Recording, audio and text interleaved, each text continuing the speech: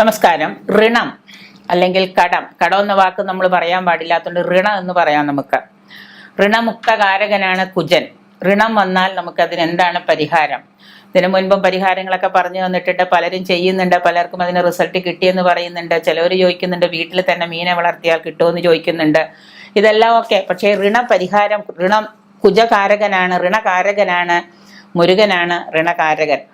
ധനസ്ഥാനത്ത് നമുക്ക് കുജൻ ഉണ്ടായാൽ, ഋണകാരകനായിട്ട് കുജനാണെങ്കിൽ ഋണകാരകനായ കുജനെ നമ്മൾ ഭജിക്കാം. അതിന് ഏറ്റവും പ്രധാനമാണ് ഋണമോചന യന്ത്രം.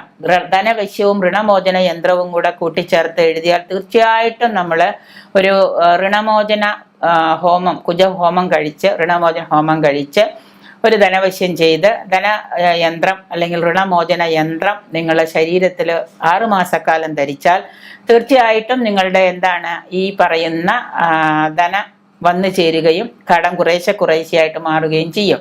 ഋണമോചന മന്ത്രമൊക്കെ ഉണ്ട്. ഋണമോചന മന്ത്രമൊക്കെ നമുക്ക് അറിയാം. ചിലവർക്കത് ജപിക്കാൻ കൊടുക്കാറുണ്ട്. അതൊരു ഗുരുവിൽ നിന്ന് ദീക്ഷയായിട്ട്, ഋണമോചന മന്ത്രം നിങ്ങൾ ദീക്ഷയായിട്ട് ഒരു ഗുരുവിൽ നിന്ന് അത് ഏറ്റുവാങ്ങി എല്ലാ ദിവസവും 108 തവണ വീതം നിങ്ങളത് ജപിക്കുന്നതായാൽ, ഒപ്പം തന്നെ ഈ പറയുന്ന ഋണമോചന യന്ത്രവും കൂടെ നിങ്ങൾ ധരിച്ചാൽ തീർച്ചയായിട്ടും നിങ്ങൾക്ക് കടനിവാരണവും സമ്പൽ സമൃദ്ധിയും ഉണ്ടാകും എന്നുള്ളതാണ് പ്രത്യേകത.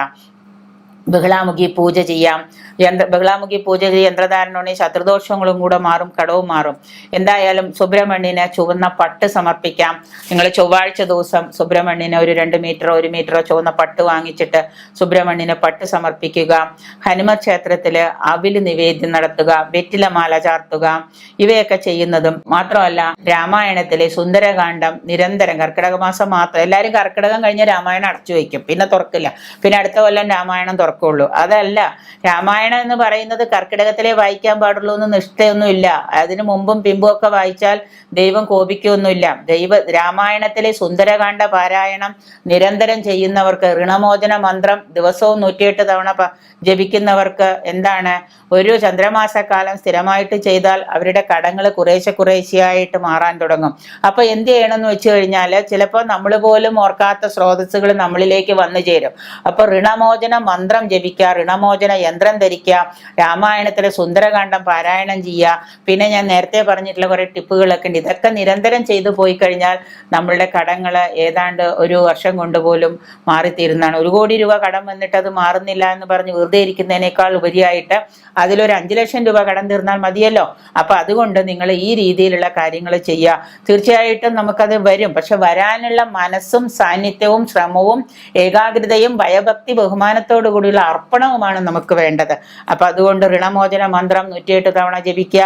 ഈ പറയുന്ന ഹനുമ ക്ഷേത്രത്തിൽ പോവുക, സുബ്രഹ്മണ്യന് ചുവന്ന പട്ട് സമർപ്പിക്കുക. ഋണമോചന മന്ത്രം 108 തവണ നിരന്തരം നിങ്ങൾ ജപിച്ചോളാം. സൗന്ദര്യ ലഹരിയിലെ 23ാമത്തെ ശ്ലോകം എല്ലാ ദിവസവും 36 തവണ വീതം രാവിലെയും വൈകുന്നേരവും പാരായണം ചെയ്യുക. സൗന്ദര്യ ലഹരിയിലെ 23ാമത്തെ ശ്ലോകം. കടം തീർന്ന് നിങ്ങളിലേക്ക് ധനം സ്രോതസ് തന്നെ ഉണ്ടാകും. രാമായണത്തിലെ സുന്ദരകാന്ഡം പാരായണം ചെയ്യുക എല്ലാ ദിവസവും.